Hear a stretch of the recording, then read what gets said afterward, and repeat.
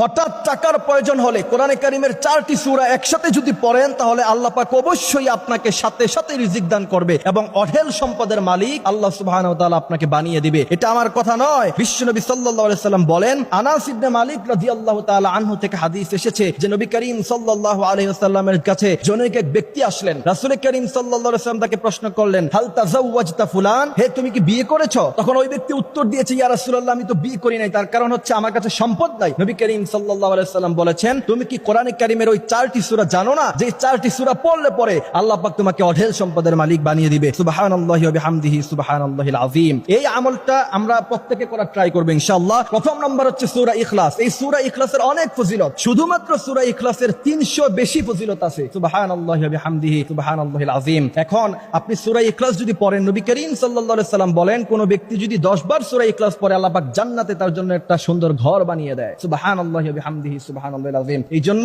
প্রথম নাম্বার হচ্ছে সূরা ইখলাস, এটা আমরা নিয়মিত পড়ব। দ্বিতীয় নাম্বার হচ্ছে সূরা নসর। নবী করিম সাল্লাল্লাহু আলাইহি সাল্লাম বলেছেন, ইদা জা নাসরুল্লাহি ওয়াল ফাথ ওয়া রাআইতান নাস ইয়াদখুলুনা ফি দীনিল্লাহি আফওয়াজা ফাসাব্বিহ বিহামদি রাব্বিকা ওয়াস্তাগফির। নবী বলেছেন যে এই সূরাতুন নসর হলো গোটা কোরআনে কারীমের 4 ভাগের 1 ভাগ। সুবহানাল্লাহি ওয়া বিহামদিহি সুবহানাল্লাহিল আযীম। তৃতীয় নাম্বার হচ্ছে সূরা কাফিরুন, কুল ইয়া আইয়ুহাল কাফিরুন লা আ'বুদু মা তা'বুদুন ওয়া লা আনতুম আ'বিদুনা মা আ'বুদ ওয়া লা আনা আ'বিদুম মা আ'বাদতুম ওয়া লা আনতুম আ'বিদুনা মা আ'বুদ লাকুম দীনুকুম ওয়ালিয়া দীন। এবং এই সূরাটা অবশ্যই আমরা শুদ্ধ করে পড়ব, সূরা কাফিরুন। তারপর 4 নাম্বার হচ্ছে সূরাতুল জিলজাল। নবী করিম সাল্লাল্লাহু আলাইহি ওয়াসাল্লাম বলেছেন, সূরাতুল জিলজাল হলো গোটা কোরআনে কারীমের 2 ভাগের 1 ভাগ। সুবহানাল্লাহি ওয়া বিহামদিহি সুবহানাল্লাহিল আযীম। সুতরাং প্রথম নাম্বার হলো সূরা ইখলাস, দ্বিতীয় নাম্বার হলো সূরা নসর, তৃতীয় নাম্বার হলো সূরা কাফিরুন, চতুর্থ নাম্বার হচ্ছে সূরা জিলজাল। প্রথমে আপনি 2 রাকাত সালাতুল হাজাত নামাজ পড়বেন, তারপরে 4টা সূরা একসাথে পড়বেন, এরপরে আস্তাগফিরুল্লাহ রাব্বি মিন কুল্লি যামবি ওয়া আতুবু ইলাইহি লা হাওলা ওয়া লা কুওয়াতা ইল্লা বিল্লাহিল আলিয়্যিল আযীম। দুরূদ ইব্রাহিম পড়বেন অথবা সাল্লাল্লাহু আলাইহি সাল্লাম পড়বেন। তার কারণ হচ্ছে নবী বলেছেন, মান সাল্লা আলাইয়া ওয়াহিদাতান সাল্লাল্লাহু আলাইহি আশারা। কোন ব্যক্তি যদি একবার বিশ্বনবীর উপরে দুরূদ পড়ে,